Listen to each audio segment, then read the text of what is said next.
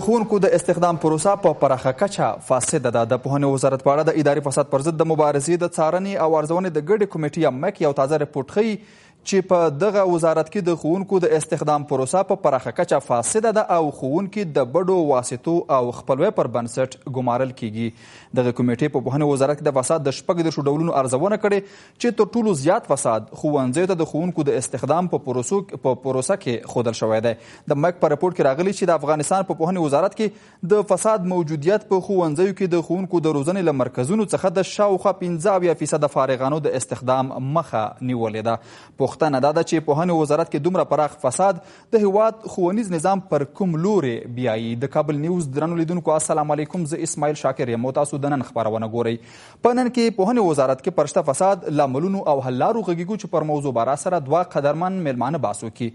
د فساد پر ضد د مبارزې د څارنې او ارزونې د ګډې کمیټې کارکوونکی حسین رضایي او د پوهنیز ملي بهیر رئیس حسن مبارک عزیزي. ستړي مشئ. رضایي صاحب، دا بس له تاسو څخه پیل کوم. د مک په راپور کې چې د پوهنې وزارت کې د فساد په اړه جوړ کړی دی، نور مهم ټکي څه دي؟ بسم الله الرحمن الرحیم. سلام عرض ادب دارم خدمت شما و خدمت مهمان برنامه شما و همچنین خدمت مردم افغانستان. و علیکم سلام. گزارش را که امروز کمیته مبارزه علیه فساد داری پیرامون وزارت معارف منتشر ساخت شامل یافته های مختلف می باشه که ما میخوایم به چند یافته عمده از او اشاره بکنم. ابتدا ساختار وزارت معارف یک ساختار بسیار گسترده و کلان می باشه و با داشتن بیش از 2,62,000 کارمند که در حدود تقریبا 68% خدمات ملکی افغانستان را تشکیل میده، خود این ساختار در مقابل فساد آسیب پذیر هست و این باید این ساختار بازنگری شود و اصلاح شود. موضوع دوم امر رقمی که در خبر شما آمد، پروسه استخدام معلمین در وزارت معارف متاسفانه شفافیت وجود نداشته و یافته های گزارش کمیته مبارزه با فساد داری نشان میده که معمولا استخدام از طریق فشارهای بیرونی، پرداخت رشوت و همچنان خویشخوری و یا نیپوتیزم صورت میگرفته و نه تنها بخش استخدام بلکه ترفیع، تبدیلی، تقاعد و ارزیابی اجراءات معلمین متاسفانه در مقابل فساد آسیب پذیر بوده است. سومین یافته عمده کمیته مبارزه با فساد داری در مورد سیستم پرداخت معاشات می باشه. از اونجایی که هنوز پرداخت معاشات معلمین در حدود 47% از طریق پول نقد صورت میگیره، این در مقابل فساد آسیب پذیر هست و نگرانی های وجود داره در مورد معلمینی که به مکتب حضور نداره، معلمین غیر حاضر یا معلمینی که تقاعد کرده یا معلمینی که به دلیل مرگ و میر اینا هنوز هم معاشاتشون اجرا میشه و این نگرانی های را مطرح کرده که گویا معلم خیالی هم هنوز در سیستم تادیه معاشات وزارت معارف موجود هست. بحث دیگه بحث نصاب درسی هست. از یک طرف حجم نصاب درسی یا کریکولم بسیار گسترده می باشه و از طرف دیگه تایم یا زمانی که معلمین باید مضامین درسی را تدریس بکنه بسیار کوتاه هست. این خودش در نتیجه در ختم امتحانات زمینه را برای تبانی شاگرد و معلم فراهم می‌سازه. معلم باید مطابق ترقی تعلیم تمام مضمون را برسانه، حتی بخش‌هایی را که تدریس نکرده و شاگرد هم به خاطر از اینکه کامیاب شوه برای معلم رشوت بپردازه. خود حجم نصاب درسی زمینه را برای فساد فراهم ساخته. در صورتی که فرصت باشه ما می‌خوایم یک چند موضوع دیگر هم اشاره بکنم. بحث دیگه موضوع کتاب‌های درسی است. متاسفانه برغم بودجه هنگفتی که در این راستا در جریان چند سال مصرف شده، هنوز هم شاگردای مکاتب با کمبود کتاب مواجه هست و یافته های کمیته مبارزه با فساد داره نشان میده که اکثریت والدین شاگردا کتاب را از بازار خریداری میکنه و حتی کتاب وزارت معارف، چاپ وزارت معارف در بازار خرید و فروش میشه و یک نگرانی عمده است. و همچنان طوری که شما صحبت کردین، بیشتر از 75% فارغین دارالمعلمین ها به عنوان معلم استخدام نمیشه و عدم هماهنگی بین دارالمعلمین ها و پروسه استخدام وزارت معارف موجود هست و در نهایت برنامه سوادآموزی وزارت معارف هم به دلیل نظارت ضعیف و هم به دلیل ناامنی به شکل درستش تطبیق نمیشه و نگرانی های مطرح است که گویا ما در افغانستان شاهد کورس های خیالی سوادآموزی هم هستیم. دغه نکات تاسو په کنفرانس کې یاد کړل او د پوهنې سرپرست وزیر هم حاضر او هغه جوابونه ویل. جوابونه یې څومره د قناعت وړ وو؟ خب ما چون از آدرس وزارت معارف در این قسمت صحبت نمیتونم میشه که اونا نظر خودشان را مطرح بکنه. اما یافته‌های کمیته قناعت حاصل کرده بهونه وزیر سرپرست وزیر خبرو؟ خب یافته‌های عمده گزارش ما امینا هست. ما سفارشات مشخص را داریم به وزارت معارف و این پایان کار نیست. سفارشات خود را برای 2 سال بعد نظارت میکنیم و همراه وزارت معارف از نزدیک کار میکنیم تا مواردی را که ما شناسایی کردیم در این قسمت بهبود بیاید. یعنی وزارت ویلي دي چې ستاسو کوم سفارشونه او پیشنهادونه چې دی هغه لا هم د ملاحظاتو وړ دي او بل دا خبره هم کړې ده چې دغه د فساد راپور چې تاسو جوړ کړی دی خپل د پوهنې وزارت په پیشنهاد تاسو دغه کار کړی دی. یقینا در حدود 1 سال قبل وزارت معارف از کمیته مبارزه با فسادداری خواستند تا یک ارزیابی جامع را پیرامون سکتور معارف انجام بده که ما خوشبختانه امروز شاهد نشر گزارش بدیم. اما سفارشات مشخصی را ما در پایان گزارش به وزارت معارف تقدیم کردیم که شامل 66 سفارش میشه که در عرصه‌های مشخص باید ریفرم و اصلاحات دغه گزارش تاسو جوړاوه مختلف اړخونه شپږ د ډول فساد تاسو په پوهنې وزارت کې ارزولای دی. د پوهنې وزارت همکاري تاسو سره تر کومه بریده و؟ در جریان ارزیابی همکاری وزارت معارف خوب بوده. یعنی ما این گزارش را در صورتی که وزارت معارف اگر همکاریش نمی بود ما نمیتونستیم تکمیل بکنیم. مقاماتش، معلمینش، شاگردای مکاتب حاضر بودن که همراه ما مصاحبه انجام بده و ما موضوعات مختلف را از اونا بپرسیم و این گزارش یک گزارش مستقل است. کمیته مبارزه با فسادداری علیه فسادداری انجام داده، اما یقینا همکاری وزارت معارف هم در این قسمت نباید نادیده گرفته شود. من رضی صاحب بیا راګرځم تاسو ته. عزیز صاحب کله چې د پوهنې وزارت کې د معلمینو استخدام د بډو واسطو په اساس باندې وي د هیواد د پوهنې راتلونکي نظام څه ډول وینئ؟ مننه نیکیلی او سلامونه تاسو ته وړاندې کوم د میز درانه میلمانه ته او کارکوونکو لیدونکو ته. وعلیکم السلام. ډیره بده خبره ده چې د پوهنې نظام نن موږ د هغې په دغه لوی او پراخ نظام کې د فساد خبره کوو او بحث پې کوو. متاسفانه دغه څنګه چې دوی کوم گزارش نشر کړی ده او تهیه کړی ده، دوی کار کړی ده، زه له دوی څخه مننه کوم. له 3 کلو را په دې خوا موږ دا چغې وو چې د پوهنې د نظام دغه روان بهیر چې ده دا بحران خواته روان ده، دا د تباهي خواته روان ده، دا د بربادۍ خواته روان ده. نو له 3 کلو را په دې خوا موږ هم دغه چغې وو. امیدوار یم چې د دغه گزارش په نشر باندې به د افغانستان د ګډ حکومت رهبري په دې کې جدي تصمیم ونیسي. وزارت معارف د ملنډو کار نه ده، د ټوکو خبره نه ده، د هر چا کار نه ده. دغه سیستم او دغه دولت، دا حکومت او دا وزارت چلول دا د هر چا کار نه ده. 3 کاله وړاندې د دې حکومت وړاندې که تاسې په یاد وي په ملل متحد کې د GPA پروګرام د افغانستان معارف یې سرکش او تر ټولو پرمختللی او زیارکشه معارف وباله. دا د بانکیمون خبره وه، دا د ما خبره نه وه، دا د تا خبره نه وه، دا د پوهنې د وزیر خبره نه وه. هغه انکشافات او هغه توند او تیز پیشرفت چې 3 کاله وړاندې په معارف کې رامنځته سوی و، په ولس کې موږ شاهدان وو چې په لرې پرتو سیمو کې په پکتیکا، په زابل، په ارزګان، په هلمند، په کندهار کې هغه ښوونځي چې بند وو هغه به د خلاصېدو پر طرف روان. تاسو هم د دې شاهدان، موږ هم د دې شاهدان. هغه تهدید چې د معارف په وړاندې موجود و، مکاتب به منفجرېدل، معلمان به شهیدانېدل، شاګردان به داسې و تهدیدېدل. په تدریجي ډول باندې دغه تهدید کم سو، حتی مخالفین دې ته حاضر سو چې خپلو مکاتبو ته اجازه ورکړي د قومي فشارونو په نتیجه کې. ځکه معارف یو ولسي ارګان معرفي سو، ولس او دا پروګرام روان و. کاش که هم دغه پروګرام له اصلاحاتو سره سره دوام پیدا کړ. ولې دغه پروګرام دوام پیدا نه کړ؟ متاسفانه بار هم غوښتلي دا دی چې د معارف او د لوړو زده کړو وزارتونه دي له سیاسي حلقې او له دغه سهمه څخه راووځي. بله، دا د یو علمي، تربیتي، فرهنګي د مراکزو په توګه باندې دي. په دې کې داسې خلک ځای په ځای سي چې د همدغې په قدر باندې پوه سي او د هېواد راتلونکي دپاره دوی انګیزه، پروګرام او برنامه ولري.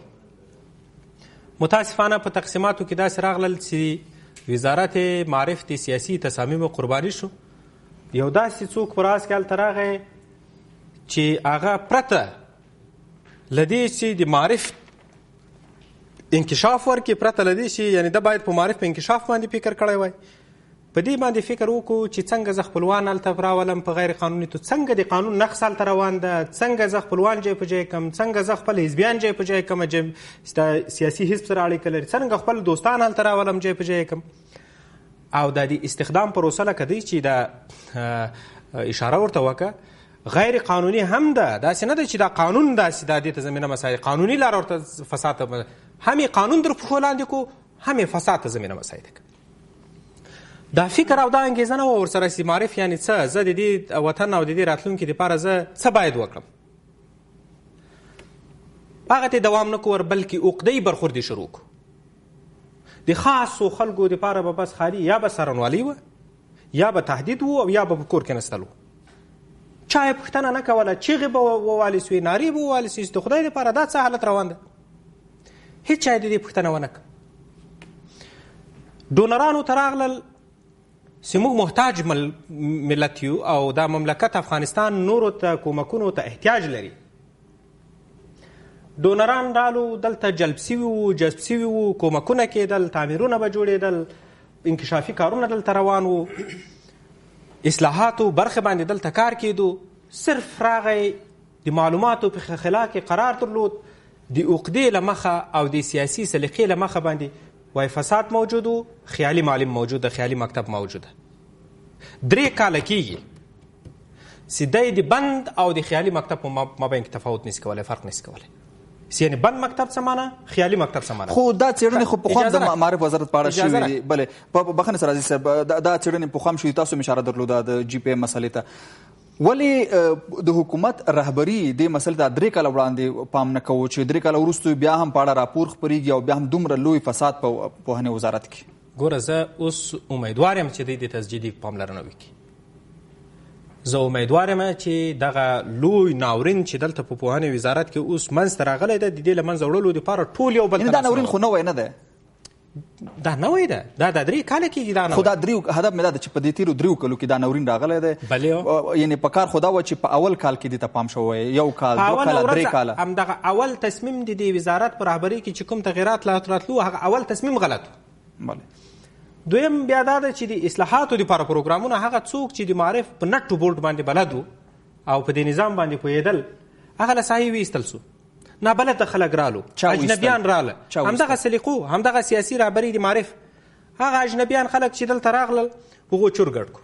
د معلم جیب ته د دې تمه وي، د معلم د مځکو غصب دی شروع کړی دی، د کور په نامه باندې کور نه ورکوي. که ته معارف چارواکی خبر سي د معلم خپل کور هم ځینې وړي، هغه خو پرېږده. مکتبونه نیمه کاران مکتبونه پاته سو، ډونرانو فرار وکړو. دا یو حکومت نه، دا یو ارزیابي نه، دا عام ولس او عام شاګرد معلم او عام وګړی د دې نظام ستا احساسولی سي. ستا د اکوپ 3 پروګرام په ټپه باندې ولې ولاړ دی؟ بار بار هم دا ویلي دي چې د لوړو زده کړو وزارت، تحصیلات عالي او د معارف تشکیلاتي ساختار غلط ده، مبهم ده، تداخل د وظیفې دلته کې موجود ده. دا په کار نه ده چې دغسې یو مملکت دپاره لکه افغانستان په هغې کې 2 داسې ادارې رامنځته سي چې هغه په خپله باندې له دې پرته چې طالب ده، له دې پرته چې دښمن ده، دا ټول یو طرف ته کېده. د دوی په وظایفو کې دومره ابهام موجود ده چې دوی خپله باندې فساد ته زمینه مساعدوي. تاسې وګورئ تربیه معلم مراکز دارالمعلمینونه جوړ شوي دي د دې دپاره چې دارالمعلمین او په قوانینو کې دا شته چې چا چې دارالمعلمین ویلی وي هغه پرته له معلمي بل څه کار نشي کولی. هم 14 کاله په تا سرمایه گذاري کوي، 14 کاله په تا سرمایه گذاري کوي چې مسلکي معلم دې تربیه کړي، او ته ظرفیت دلته د یو معلم د جذب نه لري، له بله کاره دې ایستلی ده. دا فساد ده که نه ده؟ بل دا د مک په راپور کې هم راغلی دی. بیا راګرځم عزیز تاسو ته. رضایي صاحب، تاسو عوامل څه بولئ په پوهنې وزارت کې دومره پراخ فساد؟ مخکې عزیز صاحب اشاره درلوده چې پوهنې وزارت او د لوړو زده کړو وزارتونه هم د سیاسي لوبو یا د سیاسي معاملو ښکار شوي دي. چیزی را که معمولا کمیته نظارت و ارزیابی مبارزه با فساد داری انجام میده، معمولا سیستم را ارزیابی میکنه صرف نظر از این که کیها انجام میده، به خاطر از اینکه صلاحیت کمیته مبارزه با فسادداری است که ما روی سیستم کار میکنیم و آسیب پذیری هایی که در سیستم وجود داره اینا رو تشخیص میدیم و بعد بر اساس یافته‌های تحقیق خود بر اساس یافته‌های تحقیق خود برای نهادهای مربوطه سفارش صادر میکنیم. چیزی را که ما در وزارت معارف یافتیم همون خلاها و آسیب پذیری هایی است که در سیستم یافتیم. ساختار وزارت معارف گسترده و کلان هست که با این ساختار قابل مدیریت و قابل کنترل نیست و این خودش بالقوه زمینه را برای فساد فراهم میکنه. سیستم تاییدیه معاشات هست و چیزی که پیشتر باقی من به اون نپرداختم بحث سیستم مدیریت معلومات و MIS هست که معمولا یعنی هنوز هم معلومات و دیتایی که در سکتور معارف وجود داره دقیق نیست.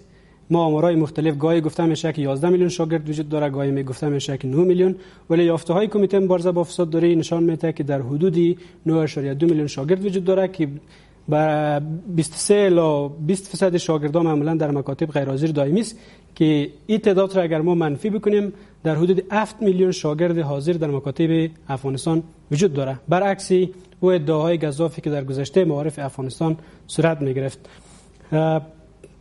فکر کوي چې د ستاسو د راپور په اساس مخکې عزیز صاحب اشاره درلوده چې د پوهنې وزارت څخه لازم ظرفیتونه ویستل شوي دي چې هغوی د پوهنې وزارت یا د پوهنې د نظام سره بلد وو.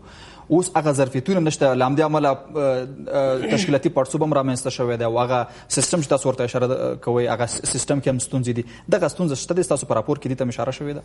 در این مورد مشخص اشاره نشده، اما ما گفتیم که پروسه استخدام یقینا وقتی که فساد باشه، فساد متاسفانه یک از پیامدهایش است که شایسته سالاری را قربانی میکنه و این چیزی است که در گزارش ما به او پرداخته شده. او یو مسله چې وزیر ستاسو د پیشنهادونو په مقابل کې کړی دی هغه د قانون خلاف هم بولي، وایي چې د ښوونکو استخدام یا د معلمینو استخدام د ځایي مدني ټولنو کې د هغوی شتون دا کار قابل قبول نه دی، یعنی دا کار ناشونی دی. ستاسو جواب څه دی ورته؟ خب ما فکر میکنم در این قسمت میان کمیته مبارزه با فسادداری و وزارت معارف سوء تفاهم صورت گرفته. ما پیشنهاد نکردیم که صلاحیت استخدام به جامعه مدنی و شوراهای معارف داده شود. پیشنهاد ما است که در پروسه استخدام نقش مردم، نقش شورای معارف و نقش جامعه مدنی افزایش پیدا بکنه. بیشتر نقش نظارتی رو ما پیشنهاد کردیم که جامعه مدنی، شورای مکاتب از پروسه استخدام وزارت معارف نظارت بکنه که این مورد فکر میکنم سوء تفاهم صورت گرفته و چیزی که در همه دنیا و در همه کشورها معمول هست که جامعه مدنی و مردم باید از روندها نظارت بکنه. اوس په معارف باندې د نظارت کومه پروسه چې تاسو ګورئ د ولسي جرګې لخوا نظارت کیږي یا د نورو مدني بنسټونو لخوا نظارت په کومه کچه ده؟ متاسفانه یک از یافته‌های تحقیق ما هم است که نظارت در وزارت معارف خیلی پایین بوده و ببینید وقتی که وزارت معارف 2,62,000 یا 2,63,000 کارمند داره و در حدود 4,500 نفر مسئولیت نظارت از این سکتور کلان را داره و این یافته‌های تحقیق ما نشان میده که نظارت در سکتور معارف بسیار ضعیف بوده و این خودش زمینه ساز فساد بوده. او یو مسله چې د پوهنې وزیر لخوا هم تایید شوې ده د استخدام پروسه کې فساد او بل د استخدام پروسه کې مداخله، هغوی هم دا مسله مني چې دلته مداخلې کیږي. ستاسو په گزارش کې ویل شوي دي چې دا مداخلې د چا لخوا کیږي؟ خب گزارش ما نشان میده که معمولا مداخلات بیرونی یا فشارهای بیرونی پروسه استخدام را آسیب پذیر ساخته در مقابل فساد. ما در لابلای گزارش اشاره شده که معمولا این مداخلات بیشتر از سوی وکلای پارلمان هست. بله. در پروسه استخدام، در پروسه های تدارکاتی معمولا وکلای پارلمان کوشش میکنه که افراد مورد علاقه خودشان را به عنوان معلم استخدام کنه و این چیزی است که در لابلای گزارش بارها مننه. رضا صاحب حل لپاره وروسته راګرځم. عزیز صاحب د مداخلو مسله چې وزیر هم مني چې په د استخدام پروسه کې مداخلې دي. څو موضوعات څه شه د پارلمان د سینه د سیدا اوس پیدا شوی ده د څو د 14 کلو را بده خو پارلمان موږ لرو د مداخلې پرونم وي اما د دغه مداخلو او د لوی نظام په مدیریت کې مشکل ده. زمانم چې په سیستم کې به مشکلات حتما وي ځکه چې دا سیستم دوامدار ده او دا حالت باید دا سیستم باید همداسې دوام وکړي او د ریفورم شکل اختیار کړي. اما په دې سیستم کې هم دا سیستم چې جوړوي دا انسانان جوړوي. دا سیستم کې چې څوک بیا کار کوي دا انسانان کار کوي. څه وخت ته یو ماشین ته د تیلو په ځای باندې اوبه ور واچوي هغه ماشین جام کیږي. د معرف انجن ته اوبه ور اچولي دي. په سیستم کې هغه کارمن هغه د کار خلک چې په معرف لپاره هم انګیزه درلوده، هم یې فکر درلود، هم په معرف باندې پوهېدل، هغه یې تهدید کړل. په راپور کې عوامل نه دي راخیستل شوي، یعنې دوی په سیستم باندې بحث کوي، عوامل چې ونه پلټل شي د حل لاره پیدا کېږي. ګوره عوامل یې واضح دي، خو زه به درته وایم عوامل خو یې زه درښیم. یعنې دغه په دمک په راپور کې عوامل ولې نه دي راغلي؟ ښه باید یې راولي، ځکه چې سیستم خو په هغې باندې خو روان نه وي، خو په افرادو باندې روان وي. او دا سیستم موږ پخوا هم درلود چې ما مثال درکړو، د جی پی ای پروګرام موږ مثال درکړو چې په نړیواله سطح باندې د افغانستان د معرف نظام مخکش وبالو. هلته او دا د بان کی مون خبرې وي، هلته د پخوانی د پوهنې وزیر ته ایوارډ او ستاینلیکونه ورکول. دلته انکشافي کارونو ډېر په سرعت سره جریان درلود، بند مکاتب ورځ په ورځ باندې خلاصېدل. نن د مکتبونه ورځ په ورځ د شاهدانو چې هغه بندېږي. د معلم د استخدام اول خو تک معلم یې استخدام کړی نه ده، کاشکې دغه نوی تشکیل دا اخیستی وای، موږ به ویل چې دومره د کار فرصتونه ایجاد شوي دي، خلکو ته یې کار پیدا کړی ده او معلم یې استخدام کړی. ول د پخواني وزارت په اړه باندې هم نیوکې شوې راپورونه، مثلا د خیالي ښوونځیو یا مثلا د میلیاردونو ډالرو د فساد مسله. خو دلته درته ناست یم، زه خو د دې خبره درته کوم. ستاسې د دغو ادعاو چې دوی کولې، دا خو ما درته وویل چې دوی د معلوماتو په خلا کې قرار درلود. د هغې خبرې چې هغه دغه بې مسؤلیته خبرې وکړي، هم ډونرانو فرار وکړو او هم د افغانستان نظام درته وویل چې ښه ته چې خیالي مکتبونه لرې نو ته تشکیل ولې غواړې، ته معلم ولې غواړې. اوس په مکاتبو کې د معلمینو له کمبود سره مواجه ده، چغې او بغارې وایي ما ته معلم راکوي. 8000 بستونه اوس رئیس جمهور وزارت معرف ته ورکړي چې معلم باید استخدام شي. حال دا چې مخکې 3 کاله مخکې به موږ 15000 تر 10000 پورې معلم هر کال استخدامو، 15000 تر 10000 پورې. اوس په 3 کاله کې وروسته هغه هم د رئیس جمهور د شفقت او د لطف له مخې 8000 بستونه ورکړل شوي دي. تا ولې دا د خیالي مکتبونو ادعا دې وکړه او بیا د فرار هم وکړو؟ دا پارلمان پخوا هم و، دا وکیلان پخوا هم ستا نن ته دا پړه په وکیلانو راچوي، دا پخوا هم و. دغه سیستم چې ده، دا سیستم به همداسې روان وي. په سیستم کې اصلاحات چې دي، د اصلاحاتو دپاره برنامه او انګیزه ډېره ضرور ده. موږ خو له دغې د اصلاحاتو توقع نه درلوده، د اصلاحاتو توقع خو مې نه درلوده. کاشکې چې هغه پخواني کارونو ته دوام ورکړی وای. نن مکتب دې بندېږي. مخکې لکه دوی اشاره ورته وکړه چې موږ په هغه وخت کې چې اوس دوی 40% دوی وایي چې بانکي سیستم معلمین او ښوونکي نه لري د معاشاتو، په هغې کې فساد موجود ده. زموږ په وخت کې دغه 3 کاله مخکې دا 15-23% د موږ ټولو ولایتونو څخه د بانکي سیستمو معاشات اجرا کېدل. نن د په غزني کې انفجار درته وکړو، مکتبونه یې په ښار کې درته وتړل، ګزارشونو د مخالفینو ته ورکول کېږي. په دې کې شک نشته چې پراخ تشکیلاتي نظام لري. زه اوس هم د دې دفاع کوم چې د معرف تشکیلات بې ځایه نه دي، د اصلاحاتو وړ دي. خو یوه مسله چې پوهنې وزارت وایي، پوهنې وزارت هم یو جواب ورکړی د مک راپور ته ویلي دي چې موږ دغه راپور جوړ شوی زموږ د پیشنهاد په اساس جوړ شوی دی. یوه مسله او بل دا ده چې وایي موږ د فساد عوامل وپېژندل او اوس موږ د دې لپاره پلان لرو. قابل قبول د قناعت وړ دی دغه جواب؟ ګوره اول دا وړاندیز دی نه ده کړی. د دې کمیټه چې ده هغه دا یوه ګډه مشترکه کمیټه ده چې په هره برخه کې د فساد دوی ارزیابي کوي، بررسي کوي او له خلکو سره شریکوي او نړیوالو ته هم وایي چې په دې حد د فساد په وړاندې مبارزه سوې ده او که نه ده سوې. دوی د معرف سکتور ته مشخص کړی ده. وزیر مجبور و چې هغه ته ویلي وای چې تاسې کار وکړئ. آیا د دوی مخه یې نیولې وای؟ دې ته خو وړاندیز نسي ویلی. دوی بل منطق د دې نه لري د فرار چې دوی دا وایي چې موږ وړاندیز کوو. تا چې وړاندیز د فساد کوو خو د فساد په وړاندې تا باید مبارزه کړې وای. ته وړاندیز ولې کوي؟ ته اجرات وکړه، ته خو وزیر یې، ته خو د سیستم په راس کې قرار لري. هم د له مشکلاتو څخه فرار وکړو، هم پړه په پارلمان په وکیلانو باندې ته وراچوي، او هم بیا دا وایي چې د دوی ته ما وړاندیز کړی دی. دا خو منطق نسی منلی، دا خو دلیل نسی کېدلی. مننه عزیز صاحب، وخت خلاص دی. باز به جنبندي کو. رضایی صاحب ستاسو له نظره د رای حل بالاخره څه ده؟ په یوه جمله کې راته ووایي چې وخت خلاص دی. رای حل است که ما سفارشات را که به وزارت معارف پیشنهاد کردیم سفارشات تطبیق شود و روش کمیته مبارزه با فساد داریم است که معمولا از تطبیق سفارشات نظارت میکنه و ما در تطبیق سفارشات حمایت رئیس جمهور و رئیس اجرایه و وزارت معارف را داریم. مننه. او عزیز صاحب هغه سفارشونه او وړاندیزونه چې اوس د مک په راپور کې شوي دي وینې لازم ظرفیت په معارف وزارت کې چې دغه به پلي شته رهبري او شته افراد چې په دې سیستم کې کار کوي هغه د دې د مشکلاتو د حل لپاره یا د ریفورم راوستلو لپاره د جوګه کېدلی نشي. حل لاره دا ده چې اول د په همدغو افرادو باندې د دغه سیستم چې په مخ باندې وړي د دې په سرنوشت باندې تصمیم ونیول سي او وروسته دې په تخنیکي لحاظ باندې د معارف په تشکیلاتو په وظایفو او د دوی په فعالیتونو باندې فکر وشي. ډېره مننه. کور مدان چې راله په موضوع مره سره بحث وکړه. ګرانو لیدونکو له تاسو ډېره مننه چې تر دې دمه مو زموږ ملتیا کوله. تر بیا مو الله مل.